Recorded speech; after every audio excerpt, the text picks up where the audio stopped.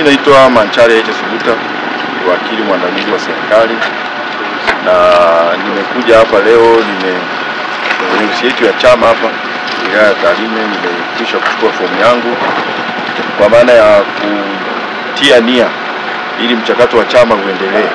Kama mnavyojua, utaratibu wa mwaka huu kidogo ni tofauti. Kwa mimi nagombea ubunge wa jimbo la Tarime mjini, ambayo mimi nimezaliwa hapa, nimekulia hapa. Kwa hiyo changamoto za mji wa Tarime na fursa, maana yake yote ni mawili, changamoto na fursa za mji wa Tarime mimi nazijua, kwa sababu nimesoma shule hii ambayo nyinyi mmeigeuzia mgongo, hii Sabasaba shule ya msingi hii hapa. Mimi nimesoma hapo shule ya msingi darasa la kwanza mpaka darasa la 7. Mtakumbuka kwamba mwaka 2020 mimi pia nilishiriki na nilikuwa miongoni mwa watu watano wa mwanzo, ndio watu 27.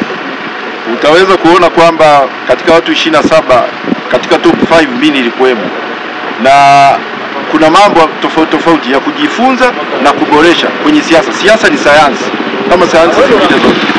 Safari hii watu watashangaa sana, siwezi kuongea sana hapa kwa sababu tunajua kwamba mchakato bado unaendelea, lakini safari hii nimedhamiria kabisa, nimejipanga kimkakati, nimeshapita kipindi chote tulikuwa tunajiandaa. Kwa hiyo tuko hapa ili tushinde. Hatujaja hapa kushiriki, tumekuja hapa ili tushinde.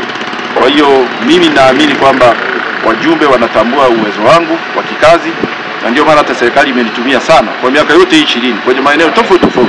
Kufanya kazi ofisi ya makamu wa rais, kufanya kazi Baraza la Taifa la Hifadhi ya Mazingira, kufanya kazi local government, kufanya kazi Wizara ya Uchukuzi ambako ndio mwanasheria mpaka sasa hivi nafanya pale kama mwanasheria. Kwa hiyo mimi ni wakili mzoefu sana wa serikali na nimekuwa natumika sana serikalini.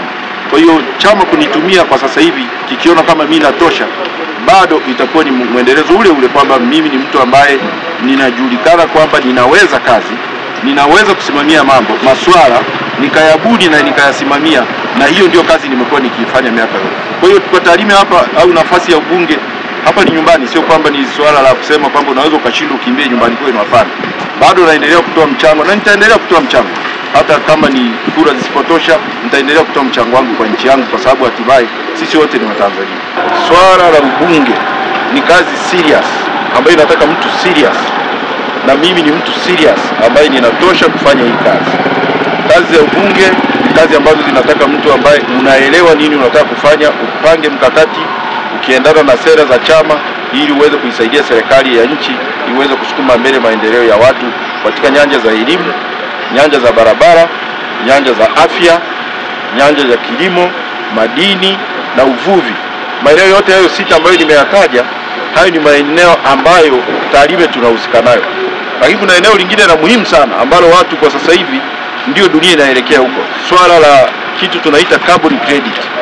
Kwa maana kama unapanda miti mingi Tarime hapa, tutakuwa na sehemu nyingine ya kuongezea kipato tofauti na hayo mengine ambayo nimeyataja kwenye kilimo, kwenye madini, kwenye uvuvi, kwenye mipaka ambayo tuko nao hapa.